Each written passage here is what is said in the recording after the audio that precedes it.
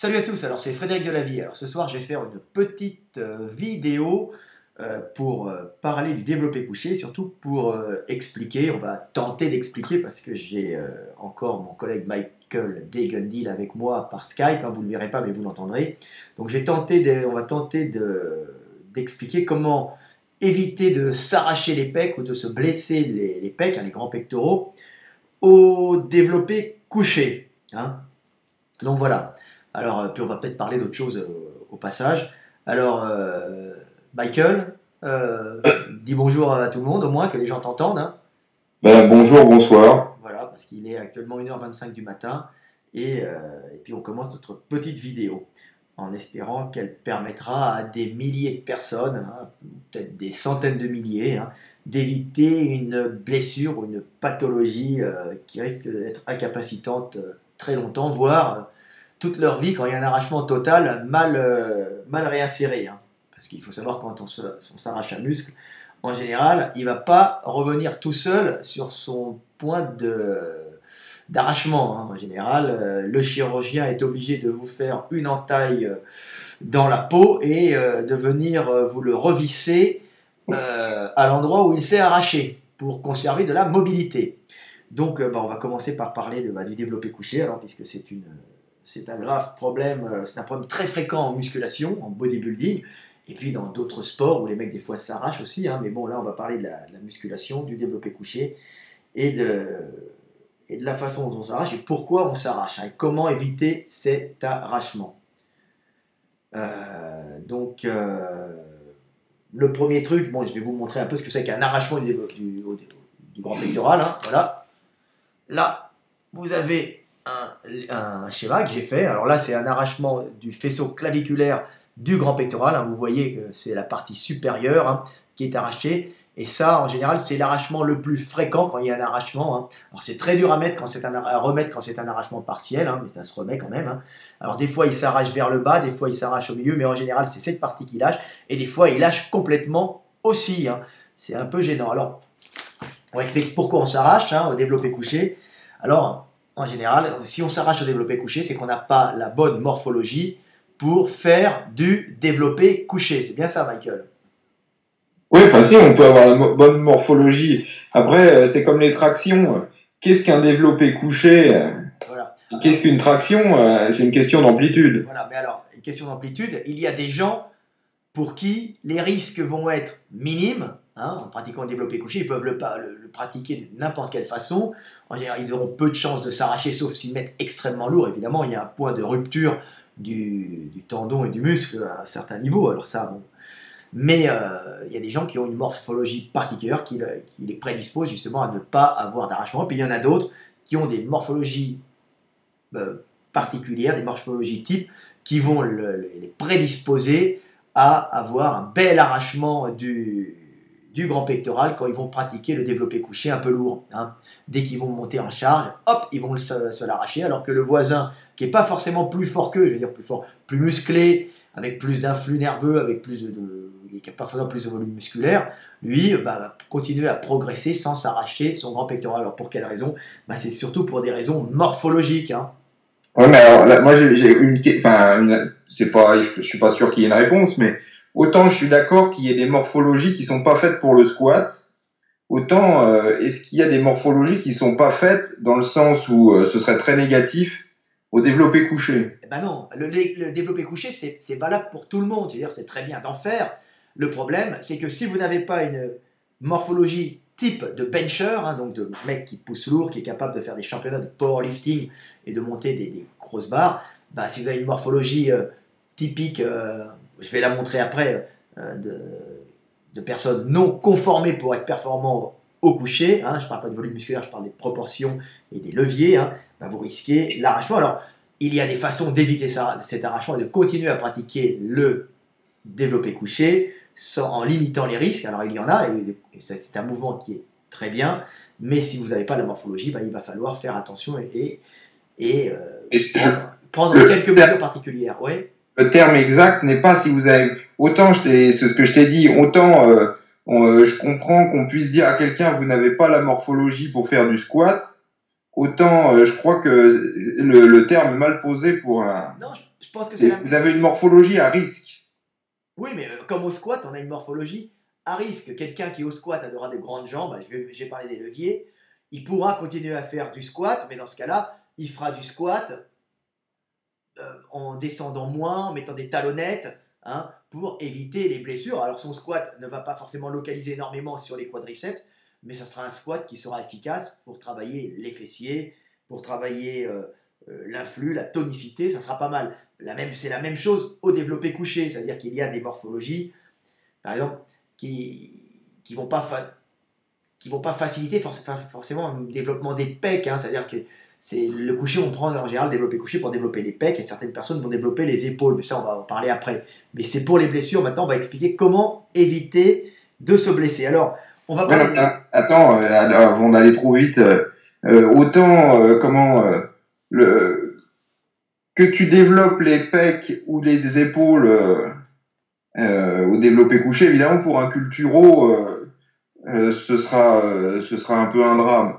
Mais pour un gars qui connaît pas trop la muscu et tout, la localisation entre l'épaule et le pec étant l'avant d'épaule et le pec étant assez proche, c'est ça que je le différencie avec le coucher, parce que avec le squat, parce que le squat, si tu prends pas de cuisse et tu prends que du cul, visuellement ça va jurer à fond, quoi. Oui, mais après, alors que le mec qui prend que des épaules au développé couché, ça jure vachement moins. Voilà, parce que toi tu raisonnes en bodybuilder, Oui. On peut raisonner en personne qui pratique la musculation dans des optiques de performance sportive, et le squat représente un peu si vous voulez la réception à la course. Vous voyez, qu'on commence on s'affaisse un peu, d'abord il y a les ischios qui tendent, hein, qui récupèrent l'énergie cinétique, mais quand il y a la propulsion, on va propulser quadrifessier. Alors il y a des gens qui propulseront plus en quadriceps, d'autres en fessier, question de morphologie, hein, c'est pour la course, hein. Mais pour le coucher, ce que je vais expliquer, c'est qu'il y a quand même des morphologies typiques qui ne peuvent pas pratiquer cette activité lourde, qui ne sont pas prédisposés à pratiquer un bon développé couché lourd, hein. Ils sont très à risque. Ils sont très à risque. Donc voilà, alors je vais montrer un peu les effets du coucher sur un petit schéma que j'ai fait dans mon livre, qui s'appelle le guide des mouvements de musculation, hein, vous voyez ici à l'envers, parce que c'est un Mac, donc c'est un très bon livre, hein, je vous le conseille, best-seller mondial, hein. Alors là vous avez un bencher, donc le gars il fait son développé couché, vous voyez que le grand pectoral, hein, s'accroche sur la cage thoracique et vient s'insérer sur l'humérus, et vous voyez que dès qu'on descend les coudes d'une façon importante, le grand pectoral est extrêmement étiré, hein. Alors les conséquences, qu'est-ce que c'est les conséquences? C'est que si vous avez par exemple des grands avant-bras, hein, donc ici vous avez, vous voyez, un grand avant-bras et un avant-bras ou un avant-bras plus court. Alors vous avez là l'avant-bras plus court, là le grand avant-bras. La personne qui aura des grands avant-bras va être obligée de descendre pour un même écartement sur la barre, de descendre le coude plus bas. Donc en descendant le coude plus bas, il va tirer plus intensément sur le grand pectoral, ce qui est en lourd risque de générer des blessures. Vous avez une autre morphologie qui est là, hein, c'est ceux qui vont avoir une cage épaisse et ceux qui vont avoir une cage aplatie, c'est-à-dire une grosse cage, une grosse poitrine, hein, sortie, un gros gars avec une grosse poitrine. Évidemment, quand il va descendre au développé couché, hein, en fin de compte, il ne va pas descendre beaucoup le coude, hein, à l'arrière. Vous voyez, le coude est... quand on a une cage thoracique peu épaisse, on descend beaucoup le coude, et quand on a une cage thoracique très, très épaisse, vous voyez que le coude il est au-dessus de l'horizontale, hein. Vous voyez, il ne dépasse pas cette horizontale. Alors que quand on a une cage thoracique pas tellement épaisse, quand on va faire un développé couché, on va descendre encore plus le coude, et là on risque de tirer encore plus sur les pecs. Qu'est-ce qui va se passer? Il va se passer qu'en général, si on a les deux, si on a de grands avant-bras, hein, vous voyez là, c'est ici, si on a de grands avant-bras, hein, proportionnellement, de grands avant-bras et une cage épaisse, une cage peu épaisse, on risque 2 fois plus de s'arracher le grand pectoral quand on descendra, parce que justement le coude descendra très bas en cumulant ces deux particularités morphologiques, et là en lourd il y a un fort risque d'arrachement du grand pectoral, hein. Donc j'ai monté après les... Alors là, vous avez les morphologies typiques, j'ai dessiné les morphologies typiques. Alors là, vous avez le bencher, le champion de développé couché typique, pour une même taille de buste, et qui a alors cage épaisse, bras courts, et puis là vous avez le type qui n'est pas du tout doué, qui ne sera pas du tout prédisposé à pouvoir monter lourd parce qu'il risque l'accident. C'est le gars qui va avoir cage peu épaisse, et grands bras, ce qu'on appelle en général un longiligne, parce que les grands bras vont souvent avec de grandes jambes. Donc celui-là, il pourra avoir un gros volume musculaire, et malgré ce gros volume musculaire, il risque l'arrachement quand il va descendre, parce qu'il aura sa barre qui ne va pas s'arrêter sur la poitrine, qui continuera à descendre, et en plus ses grands avant-bras vont faire que la barre va toucher la poitrine quand le coude sera bien en dessous de l'horizontale, quand on sera bien descendu, et à ce moment-là, les pecs seront tellement tirés que vous pouvez avoir un arrachement sur l'humérus à ce niveau-là. Pour les gens qui ne savent pas, le grand pectoral il est là, il monte comme ça et il passe là par-dessus le biceps pour venir se réinsérer sur l'humérus. Et là, l'arrachement peut être partiel ou total. Vous pouvez avoir juste des petites fibrilles qui vont péter, donc ça va faire des petites boules, elle a très mal. Vous vous retrouvez avec une petite boule dans le muscle, ça va faire comme un petit ganglion qui va progressivement disparaître parce que ça va se résorber, mais c'est quand même de la fibre qui est lâchée. Ça veut dire que c'est une alarme pour vous dire que vous n'êtes pas forcément prédisposé à faire ce mouvement lourd. Alors, il y a des moyens d'éviter de se blesser quand on n'est pas prédisposé. Alors, ces moyens, Gundil, tu veux expliquer un peu les moyens? Non, mais avant, je voudrais aborder un point de je ne suis pas fort au développé couché. Vas-y. C'est important. Il y en a beaucoup qui disent, je ne suis pas fort au développé couché. Alors, il faudrait savoir s'entendre sur ce qui est fort au développé couché. La réponse du powerlifter, en powerlifting, c'est effectivement celui qui soulève le plus. Voilà. Et on connaissait Master Joe, qui nous avait dit qu'il avait une amplitude au développé couché de 18 cm. Ah oui, ceux qui gagnent en général, c'est ceux qui ont des cages énormes et des bras courts. Ça veut dire que on croit que les gros powerlifters sont les plus forts parce qu'ils ont la plus grosse force musculaire. C'est souvent pas fort. Alors en général, ils sont très musclés, évidemment, ils ont énormément de force musculaire, énormément d'influx nerveux, la capacité de contracter le maximum de fibres musculaires d'un coup. C'est aussi une capacité que tout le monde n'a pas. Il y a des gens qui n'ont pas la capacité de contracter toutes les fibres musculaires d'un coup. Mais en général, ce qui compte énormément au powerlifting, c'est les leviers. Vous avez une cage épaisse et des bras courts, déjà vous allez être paré pour pouvoir devenir un champion. Et là-dessus, si vous construisez du muscle, vous aurez un gros moteur qui vous permettra d'utiliser votre structure osseuse, votre morphologie au mieux pour pouvoir devenir un champion. A contrario, si vous avez une cage peu épaisse de grands bras, vous partez déjà avec un énorme handicap, et vous avez surtout à un certain moment votre progression, même si vous arrivez à prendre facilement du muscle et avoir beaucoup d'influx nerveux, votre progression sera d'un seul coup stoppée par la blessure. En général, c'est ça qui va arriver.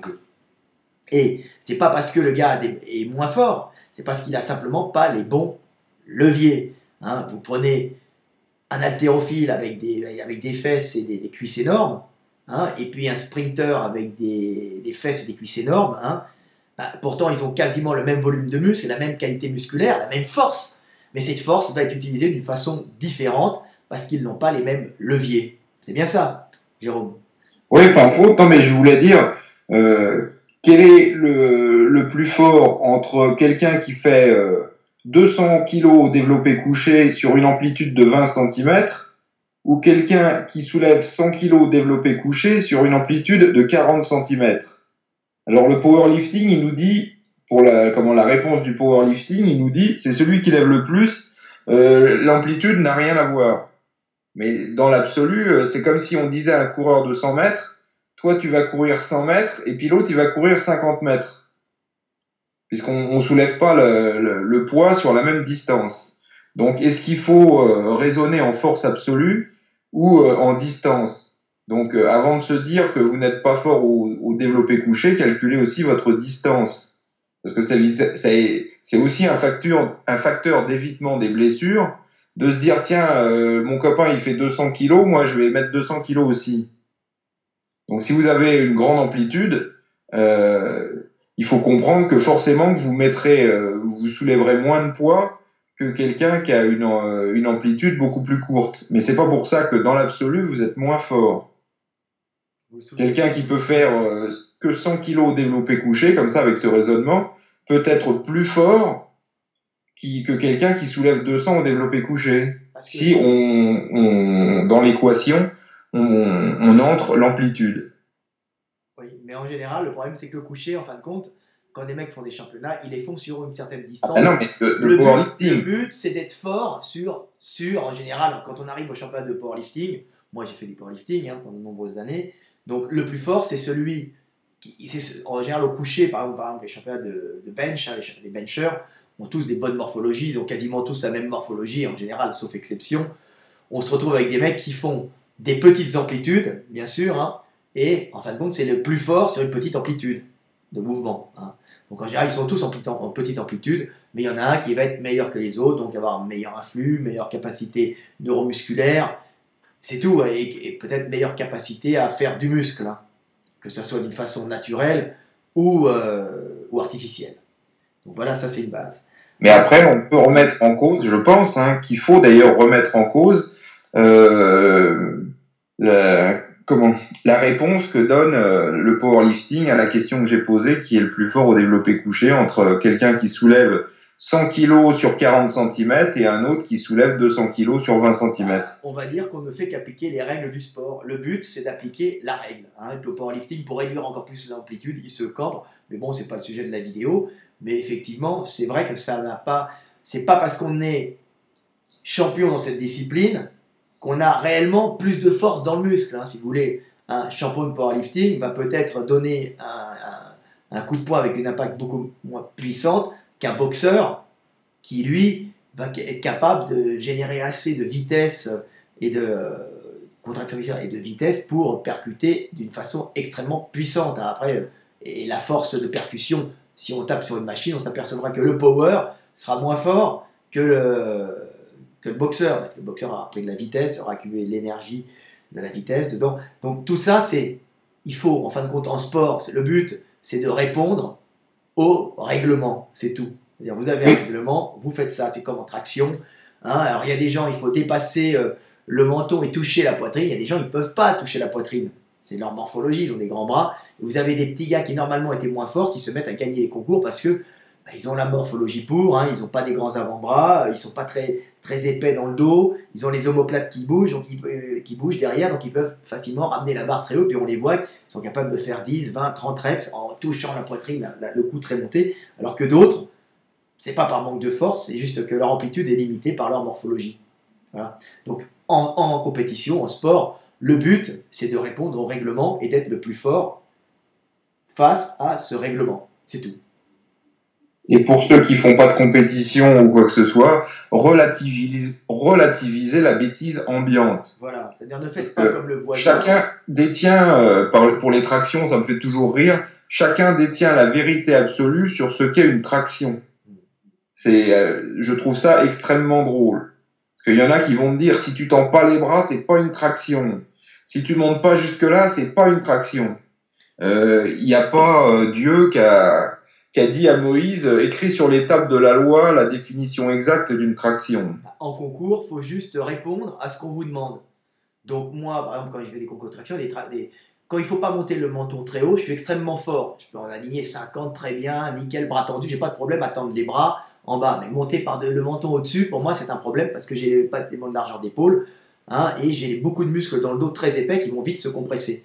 Donc vous voyez, alors quand il faut faire ça, j'écrase beaucoup de gens, je suis souvent premier, tu l'as vu au FIBO, j'ai pas mal de concours internet, il faut toucher la barre parce que les mecs ne peuvent pas vérifier, il n'y a pas de fil au-dessus, donc en général les concours internet ils sont donnés à la barre, et puis au FIBO, les concours body, en général il faut toucher la barre, les mecs qui regardent, mais il ne faut pas passer la tête au-dessus, ils n'ont pas de fil. Et quand on arrive sur les concours, par exemple pull-up push ou autre, les mecs font des règlements, il ne faut pas bouger devant, il ne faut pas bouger derrière, il faut monter au niveau d'un élastique où il faut toucher la poitrine. Alors à ce moment-là c'est déjà plus dur, parce qu'il y a des mecs qui ont la morphologie, donc à l'arrière, en général large d'épaule, et pas tellement de volume au centre, ce qui leur permet de pouvoir bien tirer les épaules en arrière. Donc tout ça, c'est question d'être performant par rapport à ce qu'on vous demande. Donc, il y a des concours où on peut gagner parce qu'on a cette morphologie. Donc, c'est un peu l'histoire du CrossFit où ils vous demandent aux tractions de faire des espèces de balancés. Alors, certains ont des tractions trichées. Bah, c'est des tractions trichées, sauf qu'il y a des morphologies qui sont faites pour pouvoir faire des tractions balancées, d'autres moins. Hein. Les morphologies, c'est ceux qui vont tenir des mains quand même sans s'enlever. Donc, il faut quand même avoir de bons avant-bras, hein, ce qu'on n'a pas forcément de traction stricte. Mais bon, c'est pas le sujet de la vidéo. Alors maintenant, on va aborder les techniques pour éviter de se blesser au développé couché. D'accord? Si on va repartir de là, je disais il n'y a pas de règle universelle sur ce qu'est une traction. C'est pareil, il n'y a pas de règle universelle sur ce qu'est un développé couché. Voilà. Est-ce qu'il faut absolument qu'on touche les pecs? Ça n'engage que celui qui écoute ce genre de conneries. Voilà, tu fais ton développé couché comme tu le sens ou comme on te le demande si tu dois faire une compétition. Ça s'arrête là. Après, si tu sens ton développé couché qui est bien quand tu pontes un peu ou quand tu triches, et tu sens que tu sens bien les pecs, bah fais ton développé couché comme ça. Il faut s'écouter, il ne faut pas dire le développé couché c'est strict, ça te fait comme ça. Si tu n'as pas la morphologie pour et tu fais du strict, bah tu vas être super fier de faire un développé strict, et si tu n'as pas la morphologie, super fier d'avoir un pec arraché. Hein. Donc, relativise et fais ton développé couché en fonction de ce qu'on te demande en compétition si c'est ton sport, ou en fonction de tes sensations, hein, ou en fonction de la façon dont tu as envie de le faire, tu dois le faire pour performer dans ton sport. Alors un petit truc, maintenant on n'est pas en power, on va expliquer comment éviter de se blesser au développé couché quand on n'a pas forcément la morphologie, parce que un power, alors moi je vais expliquer les trucs basiques, et puis Michael Degundill expliquera les nouvelles techniques, hein, nouvelles techniques qui ne sont pas forcément accessibles à tous. Alors, quand on n'a pas forcément la morphologie pour faire un bon développé couché, un truc à faire, hein, alors en général, pour faire un développé couché, on prend une prise large. Hein. Alors le problème de la prise large, c'est que la prise large, on va étirer énormément les pecs hein, quand on va arriver en bas, surtout si on a des grands avant-bras comme moi. Alors le truc pour éviter de s'arracher les pecs quand on n'a pas la bonne morphologie, hein, et ben on va réduire un peu la prise sur la barre en fonction de votre... Je ne dis pas de faire du serré, mais on va réduire un peu. Alors ça peut être réduit de 1 cm, 2 cm, 3, 5, on s'en fout. Vous réduisez la prise pour sentir que quand vous arrivez en bas et vous touchez la poitrine, de toute façon vous ne pourrez pas descendre plus bas, ben vous n'allez pas vous arracher le pec, vous sentez que vous n'avez pas le pec qui est mis en tension, vous sentez que ça va, c'est pas la limite de la rupture, vous voyez. Donc resserrez légèrement votre amplitude de votre largeur de main pour éviter de vous déchirer. Alors vous ferez peut-être un peu plus serré, vous travaillerez peut-être un peu plus les triceps, mais la sensation sera peut-être aussi bonne sur les pecs parce que vous ne serez pas en train de sentir et de vous concentrer sur « Oh putain, mon pec, je sens qu'il va lâcher, poum, il lâche ». Vous voyez, ça c'est une des techniques pour éviter de s'arracher les pecs au développé couché. Alors vous en avez une autre, c'est de ponter, hein, si vous avez les bras assez longs, bah pontez, cambrez-vous un peu, comme ça vous réduirez un peu la distance, hein, à la façon des powerlifters. Hein. Les powerlifters, ils cambrent le dos au maximum. Hein, comme ça, vous sortez la cage. Et si vous avez des grands bras, ben, vous allez quand même travailler énormément les pecs parce que vos grands bras vont tirer. Hein. Vous pouvez cambrer et quand même bien sentir vos pecs au développé couché parce que vous avez des grands bras. Hein. Pour savoir que vous avez des grands bras, vous allez vraiment étirer vos pecs. Donc ça, c'est une technique, c'est cambrer aussi le dos, sortir la cage thoracique. Hein, vous placez les pieds bien au sol. Et ça va éviter peut-être de vous arracher le pec si vous n'avez pas la bonne morphologie. Bon, un autre truc aussi, c'est de resserrer un peu les coudes. Hein. Alors, au lieu de le faire comme ça quand vous descendez, hein, ben vous allez rentrer les coudes vers l'intérieur, essayez de vous concentrer en rentrant les coudes vers l'intérieur. Comme ça, quand vous descendez, vous allez sentir que vous tirez moins, le pec sera mis dans une position qui le porte moins en tension. Hein. Et alors, effectivement, vous allez peut-être moins sentir les pecs, vous sentirez peut-être plus les avant d'épaule. Mais c'est aussi une façon d'éviter les blessures. Alors, certaines personnes qui ont un point fort épaule, hein, en général, se mettent automatiquement à travailler de cette façon hein, parce qu'ils se sentent mieux. Bah oui, parce qu'ils ont de gros avant d'épaule, de gros deltoïdes, faisceaux antérieurs deltoïdes qui leur permettent de pousser lourd. Hein. Alors ça, c'est des gens qui... Il y a aussi le fait d'avoir des gros deltoïdes hein, et des pecs moins développés, ça arrive. Alors ça peut être un facteur... vous avez ça de naissance, hein, ou bien vous avez pris l'habitude. En général, c'est plutôt de naissance. Donc ça, en général, c'est aussi resserrer les coudes, pousser plus en deltoïde antérieur, mais un peu en pec vers la fin, pour risquer moins de vous blesser. Tu as d'autres trucs à dire, Michael, pour les techniques? Oui, d'abord, comment savoir pour quelqu'un qui ne saurait pas s'il a des longs bras, des machins, le signe avant-coureur qu'il faut absolument éviter, c'est de sentir comme une courbature sur le tendon du pec, un peu sous le bras. Voilà, c'est que si vous sentez que ça Si le lendemain ou le surlendemain de l'entraînement, ça tire de là, c'est que vous avez niqué le tendon, enfin niqué, légèrement endommagé le tendon et faut pas poursuivre dans cette voie. Voilà. Alors, il y a une première technique de débile et il y a la technique opposée qui m'apparaît beaucoup plus intelligente. C'est qu'il y a des gens qui veulent absolument faire du développé couché sur un banc très très étroit pour avoir le maximum d'amplitude. Ouais. Alors, est-ce que tu penses comme moi sur les bancs très très étroits pour avoir un maximum d'amplitude? Ben, c'est bien pour quelqu'un qui veut sentir son pec et qui a une bonne morphologie, mais si vous avez la mauvaise morphologie, vous risquez d'avoir les épaules qui tombent de chaque côté et de vous tirer le pec. Sauf que le fait d'avoir des épaules larges et d'avoir les épaules qui sortent du banc, en général, quand les mecs ont des épaules pas très larges comme moi, en général, banc étroit ou banc pas étroit, on sent pas. Il faut savoir ça, on sent pas trop. Mais quelqu'un qui a des épaules assez larges, sur un banc étroit, il va tout de suite avoir les épaules qui vont tomber vers l'extérieur sur le banc. Donc les épaules vont s'affaisser de chaque côté. En général, c'est l'omoplate qui s'affaisse quand même en même temps. Donc c'est vrai que ça risque d'être gênant pour lui. Ça va plus lui étirer le pec, il risque la rupture aussi. Ben, il commence à un facteur de blessure et aussi au chef-long, le tendon du chef-long du biceps. Voilà. Donc, et la coiffe des rotateurs qui sera beaucoup plus vulnérable. C'est pour ça que quand on est dans une salle, certaines salles, il y a des bancs plus larges, on se trouve tout de suite plus fort. Bah oui, parce que comme on a l'épaule qui tombe pas de chaque côté du banc, on est plus stable pour pousser. C'est-à-dire que action-réaction, on peut prendre levier donnez-moi levier sur le support pour pouvoir repousser, pour pouvoir pousser. C'est-à-dire que l'énergie, on la reprend du sol, boum, comme ça. Dans la même veine, des trucs qui me paraissent pas très malins, c'est la barre McDonald. Alors je fais ici, c'est une barre avec un U en l'air qui permet d'épouser la forme de la cage thoracique et de descendre plus bas. C'est ça? Ouais. Alors ça, c'est les barres McDonald. Bah, c'est bien si vous avez des bras courts, par exemple, un powerlifter, les bras très courts, qui veut stretcher un peu son pec avec des charges un peu plus importantes, c'est pas mal. Mais pour un gars qui a des bras longs qui va prendre une barre McDonald, c'est suicidaire. Sur un banc bien étroit. Sur un banc bien étroit, avec des larges épaules, c'est suicidaire. Donc, il y a la solution inverse sur le banc. Il y a des vendeurs d'équipements de powerlifter qui vendent des bancs, en fait, ils vendent pas le banc. Ils vendent que le revêtement sur le banc, qui est extra large, extra épais, pour bien protéger l'épaule et puis limiter un peu l'amplitude que vous avez au développé couché, voilà, tout en ayant une amplitude qui passe en concours. Voilà. Ça veut dire qu'il n'y a pas de réduction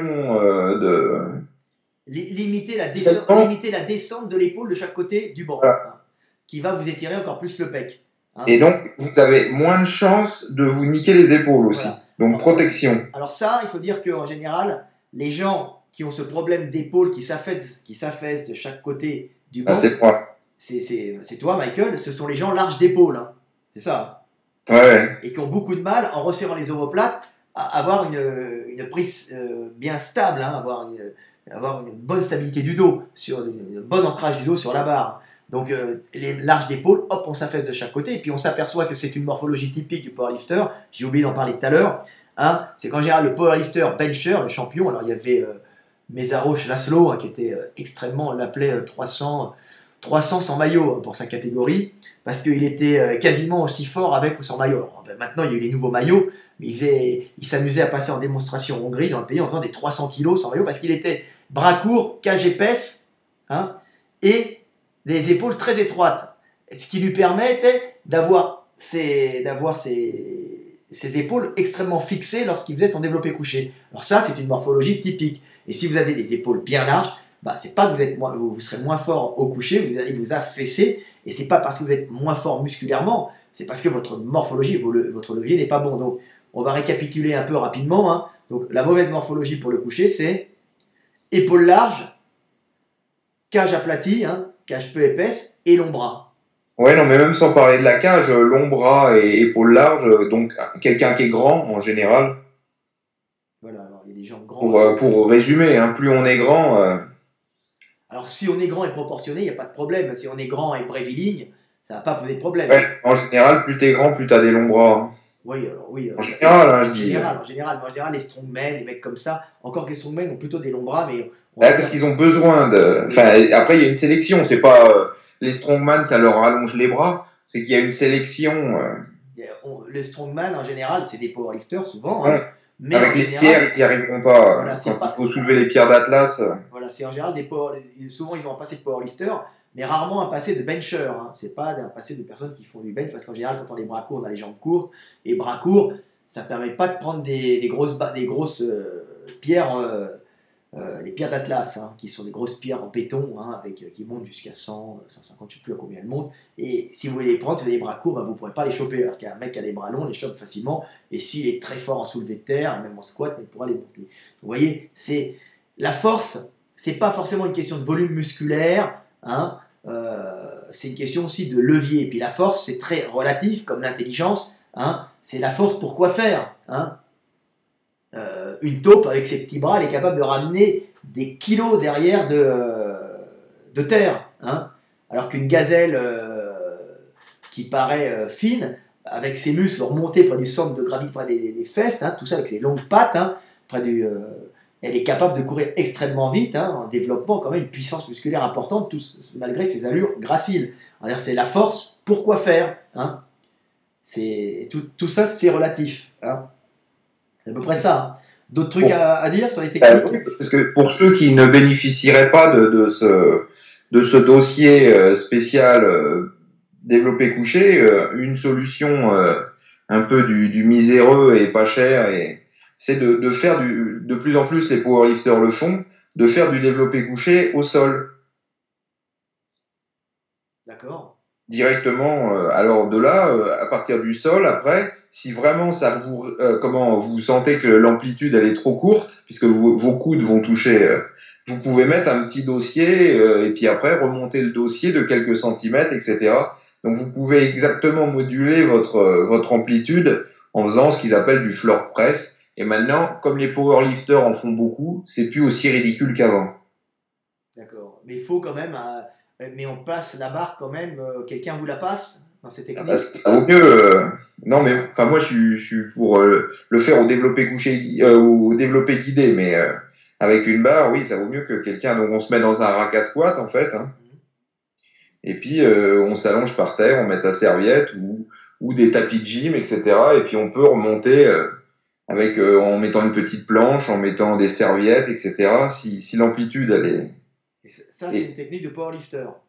bah c'est une technique qui est très utilisé par les powerlifters aujourd'hui, parce qu'avant, les premiers culturaux qui faisaient du développé couché, ils n'avaient pas de banc. Donc ils le faisaient déjà au sol. Voilà. Alors cette technique qui est utilisée actuellement par les powerlifters a une raison très particulière, c'est que les powerlifters travaillent avec des combinaisons, hein, des combinaisons spéciales développé couché, ce qui fait que, en fin de compte, la combinaison, c'est comme un élastique qui se tend quand vous descendez la barre, qui protège les pecs en même temps et qui fait tout le travail du début du mouvement. Hein. C'est-à-dire que les gars, quand vous les voyez, par exemple, je sais pas moi, à 300 kg, il faut savoir que le bas du mouvement, la combinaison aura enlevé 60, entre 30 et 80 kg selon les combinaisons. Hein.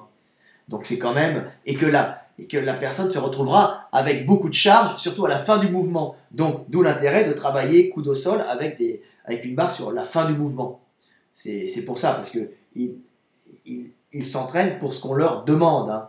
C'est pas parce qu'ils sont plus forts, c'est parce qu'ils sont plus forts dans cette demande. Hein. C'est-à-dire on s'entraîne de telle façon, le mouvement c'est ça, avec cette règle, donc on adapte son entraînement. Hein. C'est comme je disais, par exemple, un coucher pour le fight, c'est pas pareil qu'un coucher pour faire du bodybuilding. Hein. Ça, c'est une erreur qu'on rencontre souvent. Hein. On voit des fighters. Moi, j'étais hier avec un gars qui faisait de la boxe thaï, thaï box, hein, comme ils disent en Hongrie, qui est très bien, un prof. Et il faisait du développé couché classique pour la thaï box. Je dis, mais attends, on ne fait pas ça. Pour faire le développé couché peut être extrêmement bon mouvement pour le fight, hein, pour le combat, pour la percussion. à condition de, euh, à condition de ne pas utiliser l'énergie élastique, donc l'énergie accumulée lors de la descente de la barre, donc c'est l'énergie accumulée dans les muscles, hein, c'est de l'énergie, c'est les muscles se tendent comme un élastique, et cette énergie de la chute de la barre accumulée dans la structure moléculaire du muscle est restituée comme un élastique au début du mouvement, et après vous avez la contraction volontaire. Donc en boxe, quand vous frappez, vous n'allez pas bander votre bras, comme un arc, pour tendre sur les fibres des pecs pour ensuite percuter. Non, vous partez comme ça et paf, vous tapez. Alors moi, qui ne suis pas un spécialiste de la frappe, j'ai quand même compris ça pour mes coups de poing, mes percussions. Donc un fighter, en général, il a plutôt intérêt à travailler dans un banc avec des supports latéraux réglables, pour pouvoir faire des stops sous la barre et pouf, partir comme ça pour pouvoir, quand il tape, avoir déjà ce développement musculaire, mais pas ralenti par cette habitude de travailler en accumulant l'énergie cinétique dans le muscle. Ça ralentit. Là, il aura fait les connexions nerveuses, un schéma nerveux qui lui permettra de partir tout de suite, boum, comme ça, sans bander son bras. Et ça, c'est typique. Donc, si vous êtes un fighter, si vous faites du MMA, si vous faites des sports de combat, des sports de percussion, de la boxe, n'importe quelle boxe, travaillez ou dans une cage à squat en réglant les supports à cet endroit-là, ou un peu plus haut, comme vous le sentez. Des fois, on peut commencer un coup assez loin, et des fois, on peut commencer de derrière. Mais si vous voulez vraiment travailler cette partie, alors évidemment, il y a la rotation en boxe, mais là, on fait du spécifique pour avoir un bon mouvement d'épaule, un bon mouvement de pec rapide. Travaillez-le avec des supports dans un banc, et puis en général, travaillez une prise relativement serrée, parce qu'il est rare de taper vers l'extérieur. Comme en développé couché, on tape plutôt vers l'intérieur ou vers légèrement extérieur, mais pas trop. La position du coucher large et pas du tout la position que l'on doit avoir en fight. Donc, si vous faites du coucher pour la boxe, pour les sports de combat, faites plutôt un coucher un peu plus serré, avec du stop and go, en réglant, en arrêtant la barre, en décontractant le muscle et en partant comme ça sur un muscle décontracté. C'est là que vous allez gagner beaucoup de puissance. Vous voyez, le coucher peut avoir plusieurs fonctions. C'est complètement différent tout ça. D'ailleurs là, tu as vu Jérôme, je t'avais dit que je pensais là faire des barres, là, on regardait pour créer une marque, avec là il y a un gros business en cours, des bandes développées couchées spéciales pour le fight, justement pour ça, avec un dossier légèrement incliné, parce qu'en fight on ne tape pas, on tape légèrement vers le haut, et un incliné couché en général c'est pas très bon. Un incliné, vous savez, quand on fait des développés inclinés, c'est pas très bon, ça ne correspond pas aux percussions, on percute jamais vers le haut, sauf si vous affrontez en K1 un géant coréen acromégal. En général on tape plutôt un mec de sa taille, ou un tout petit peu plus petit, ou un tout petit peu plus grand. Donc l'idéal pour un développé couché, pour prendre de la force dans la percussion, c'est en général un développé couché avec un banc très légèrement incliné vers le haut, quelques degrés, pas beaucoup, qui permet de se retrouver dans l'axe du menton du mec qu'on va percuter, ou du visage du mec qu'on va percuter. Donc vous voyez, parce que si on veut travailler dans le sens, on peut cambrer. Donc un banc qu'on peut régler légèrement en hauteur sans rentrer dans le niveau des bancs développés inclinés. Voilà, ça c'est un projet en cours, puis avec des tréteaux latéraux qui permettront de faire du stop and go. Voilà, tu as d'autres trucs à dire ? Ben oui, alors pour encore réduire l'amplitude de quelques centimètres, on prend une grosse serviette de plage, on la replie en 3-4, et puis avant de faire du développé couché, on se la met sur les pecs. En fait, ça fait comme si ça augmente le volume de ta cage thoracique, en fait. Voilà. Pour les gens qui auraient une cage thoracique, ou qui auraient un peu mal, comme je l'ai dit tout à l'heure, il y a ça. Donc donc la première technique, c'est de réduire l'amplitude. La deuxième ne consiste pas à réduire l'amplitude, et elle consiste à moduler la résistance. C'est-à-dire que en bas, pourquoi c'est plus dangereux ? Enfin, en bas, le mouvement est plus dangereux, et en haut, le mouvement est nettement moins dangereux. Donc avec une barre, on met 100 kg par exemple au développé couché, ce sera 100 kg en haut et 100 kg en bas. Comment faire pour faire que son développé couché il soit moins dangereux malgré une même amplitude? On module la résistance, c'est-à-dire que on va faire que la barre, plus on la lève, plus elle est lourde. Donc avec ça, on a les bandes élastiques, voilà, ou on a les chaînes. Voilà, et tu vas expliquer la technique des chaînes que tu utilises, et comment mettre les bandes élastiques. Ouais, non mais ça, bon, il y a des vidéos, on a écrit des livres, on va pas revenir dessus. Voilà, alors mettez des chaînes au développé couché, ou des bandes élastiques, ce qui vous permettra d'avoir un coucher relativement sûr, parce que Un peu plus, moins dangereux, moins disons. dangereux, parce que vous allez descendre la barre. Quand vous descendrez la barre, vous aurez 100 kg. Par exemple, prenez une barre que vous maîtrisez. Alors moi, en général, je montais à 100, 110, je mettais en 100 kg, 110 kg. Et puis je montais avec des élastiques qui me permettaient en haut d'avoir 130, 140, hein, ou même 150, des fois même 160. Mais ce qui n'était pas très difficile en vérité, parce que c'était en haut du mouvement, il n'y avait pas d'étirement du grand pectoral. Et en bas, quand je descendais, quand mon pec est très étiré, il n'y avait pas beaucoup de poids dessus, donc il n'y avait pas de risque de déchirure, il n'y avait pas de tension importante. Hein, Il y en a moins, il y en a il y en moins. avait moins. Hein, alors ça, c'est pas mal. Et la chaîne, bah, c'est à peu près le même principe, mais d'une façon... Alors, j'ai jamais vraiment testé les chaînes.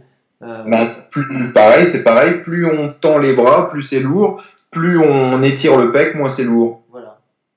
Mais il n'y a Donc, peut-être pas cet effet boomerang que l'on ah ben, il n'y a a... pas d'effet boomerang avec les chaînes. Ouais. Voilà, c'est-à-dire l'effet quand on est haut, on redescend rapidement. Donc, Le travail sur la négative est beaucoup moins dur. C'est la grosse différence avec les chaînes, entre les chaînes et les... Voilà. Alors, il y a un autre truc, alors j'ai en parlé aussi, pour réduire l'amplitude, ce que font les powerlifters, c'est le coup de la serviette, mais eux, ils font avec des planches en bois plus ou moins épaisses. Ils ont des planches qui mettent avec une petite poignée maintenant. Hein.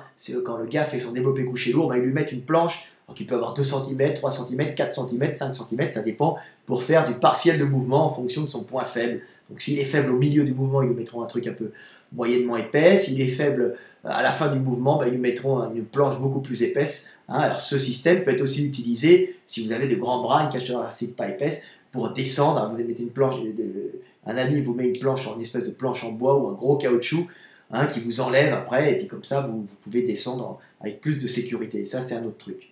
L'inconvénient de cette méthode, c'est qu'il faut un gars qui te passe la barre, voilà, et un gars qui tienne la planche. Voilà, alors il faut avoir ou des super potes dans une salle de musculation, ou être un powerlifter dans un club. Voilà. Et chez soi, par contre, c'est mort, mais on peut toujours essayer la serviette. Alors chez soi, il y a un autre truc. Il y a un truc que je conseille aussi pour les gens qui ont un peu de moyens, bah, c'est les bancs avec des supports latéraux réglables. Alors là, c'est excellent, parce que si vous n'avez pas la morphologie, bah, vous pouvez régler votre support latéral avec du caoutchouc à 2 cm, ou je sais pas, 3 cm au-dessus, ça se règle, au-dessus du point critique pour vos tendons. Et là, vous pouvez faire du développé couché lourd en toute sécurité si vous êtes tout seul chez vous. Hein, parce que vous ouais, non, mais ça sert à rien d'en arriver jusque-là. Il suffit d'avoir un rack à squat, on règle les sécurités et comme ça, le rack à squat, il sert à 250 millions de trucs. Si on s'entraîne chez soi, c'est le meilleur investissement, voilà, qu'on puisse faire. Voilà. Mais le problème du rack à squat, c'est que souvent, les sécurités sont en métal ou rondes ou des choses comme ça. Alors que les bancs avec des sécurités qui sont latérales, en général, l'avantage c'est qu'il y a du caoutchouc dessus qui permet d'amortir la descente, de repartir. Et en plus, on peut prendre la barre d'en haut, ce qui est en général plus facile à utiliser. On n'est pas obligé de se glisser sous la barre, de sortir. Avec un rack non plus, mon gars. Hein. Enfin, je sais pas où t'as vu ton rack, mais un rack à squat, la barre, elle est posée sur les sur les sécurités, sur les crochets du rack, et puis tu la décroches normalement. Hein. Je parle pour le dernier mouvement, c'est pas mal. C'est pas mal aussi de pouvoir de commencer en haut et de redescendre la barre directement. Hop, poser, à peu près, ça peut être pas mal aussi. Moi, je sais que j'ai un bon banc là-dessus. En plus, l'avantage d'un rack à squat, c'est que tu peux régler la largeur dès le début. Tu vois. Ça te met dans l'ambiance du concours aussi si tu fais de la force. Mais le rack à squat, c'est quand même pas mal, hein, pour le réglage. Hein. Tu es mieux placé parce que le banc est quand même... Tu peux placer directement... Le banc est déjà centré, si tu veux. Le problème du rack à squat, c'est qu'il faut que tu passes un banc dans un rack et c'est pas forcément toujours évident. Tu vois, les bancs peuvent bouger. Quoi ? Tu passes un banc, heureusement qu'il passe. Il est comment ton banc ? Non, je veux dire que le banc peut bouger latéralement si tu es vraiment lourd. Hein, c'est pas forcément évident. Si tu pousses, hein, sur les jambes, c'est déjà moins bien. L'avantage d'un banc bien centré, c'est que tu l'as déjà centré au millimètre près, tu vois. C'est ça qui est bien. Et le problème, c'est que si tu es décentré, tu peux être légèrement, légèrement décalé. Oui, non, mais en fait, il faut s'arranger pour que les montants au sol du banc tapent contre le montant arrière. Ouais. Ça, tape contre les montants du rack. Les montants du rack. Ah bah sinon, ouais, tu joues tu fais comment on appelle ça ? Tu risques de te déplacer vers l'arrière d'une façon dangereuse. Ah bah oui, c'est pas que tu risques. Ah oui, ben voilà.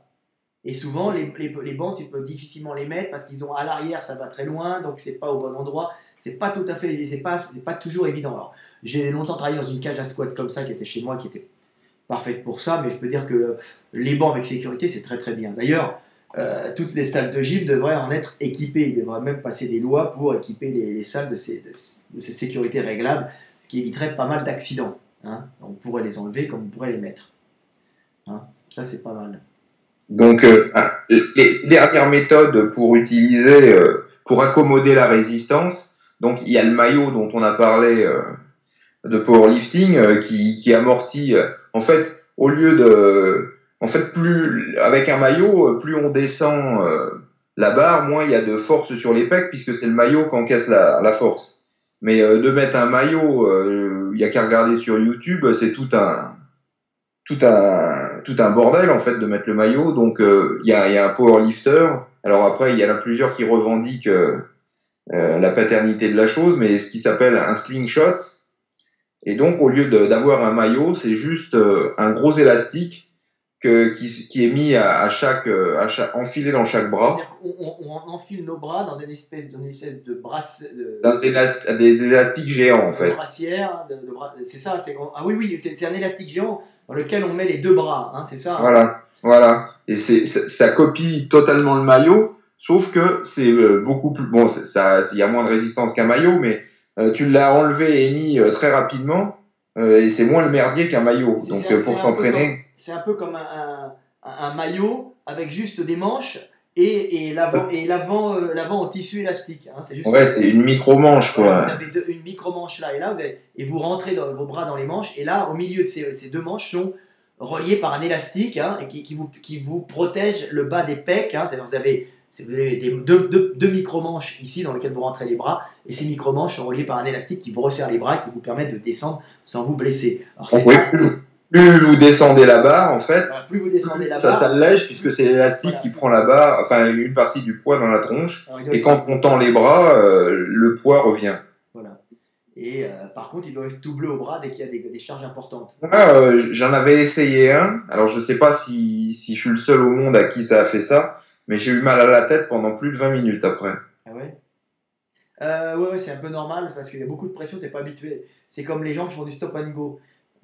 Quand tu commences en stop and go, en général, tu as une pression dans la tête énorme parce que tu n'arrives pas à bien contrôler, tu mets trop de puissance au départ, tu n'as pas encore les réseaux nerveux qui permettent de monopoliser tous les muscles. Tu mets trop. Non, mais moi j'ai l'impression que c'est simplement de l'avoir mis, quoi. Ça m'a tellement serré que.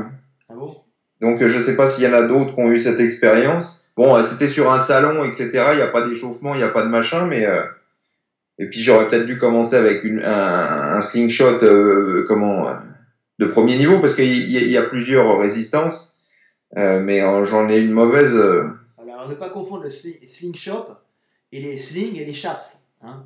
C'est pas pareil, un slingshot et un sling avec des chaps, pour les gens qui connaissent. Tu connais les slingshots? Alors, traduction de slingshot, c'est quoi?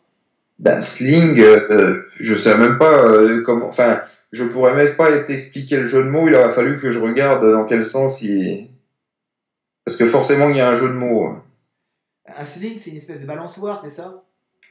Ah, je sais pas. Non, il faudrait que je regarde. Je serais incapable de te le dire. Mais juste donc ça, c'est un jeu de mots quelconque. Je sais que chez les gays, les slings, c'est des espèces de balançoires dans lesquelles les mecs se mettent. Hein, et alors des fois, c'est pas utilisé que par les gays. La fille se met, et puis en général, c'est des trucs porno là. Et puis les shots, les chaps, c'est les pantalons de cow-boy en cuir ouverts. C'est-à-dire vous êtes tout nu dedans. Quoi. Donc ne pas confondre avec les slingshot qui vont ensemble. Donc il y a les slingshot, shot c'est cool. Ah ben non, tu vois, slingshot, en fait, c'est un, comment on appelle ça? Merde, les trucs avec lesquels on lance une pierre pour quand on est gosse. Ah, un lance-pierre. Un lance-pierre.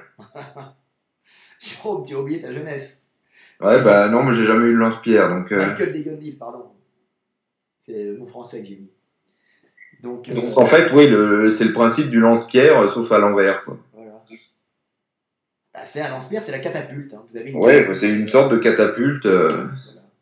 Donc c'est ça qui, plus on descend les bras, donc plus le développé couché devient dangereux, plus la barre elle s'allège et donc on réduit comme ça le danger de. Voilà. Bon, là on a à peu près pareil de tout. Qu'est-ce qu'on pourrait dire encore? On termine, on va pas Ben faire non, l'heure. et ce qu'il faut surtout éviter, c'est de jouer les cadors pour faire le beau sur Internet et puis se niquer. Le développé couché, adapter votre amplitude. Donc on Adapté. a vu plein de moyens de le faire. Adapter soit votre amplitude, soit accommoder la résistance Voilà. pour... Et puis un dernier petit truc pour sauver des vies, hein, bah, évitez les suicides grippe, hein.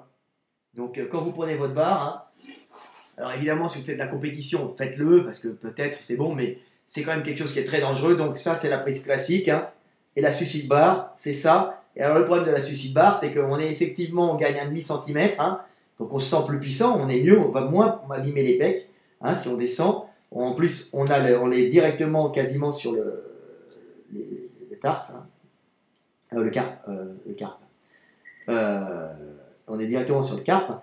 On est là, donc on est assez puissant. Alors que quand on est en suicide grip, le problème de la suicide grip, c'est si vous êtes fatigué, vous lâchez, puis la barre, elle va faire ça, et à ce moment-là, vous la prenez, boum. Alors, vous pouvez la prendre là, et vous la prenez sur le menton en général, et elle peut tomber sur le cou, hein. Et si vous lâchez les deux endroits, vous vous retrouvez avec la barre qui vous tombe ici comme un con.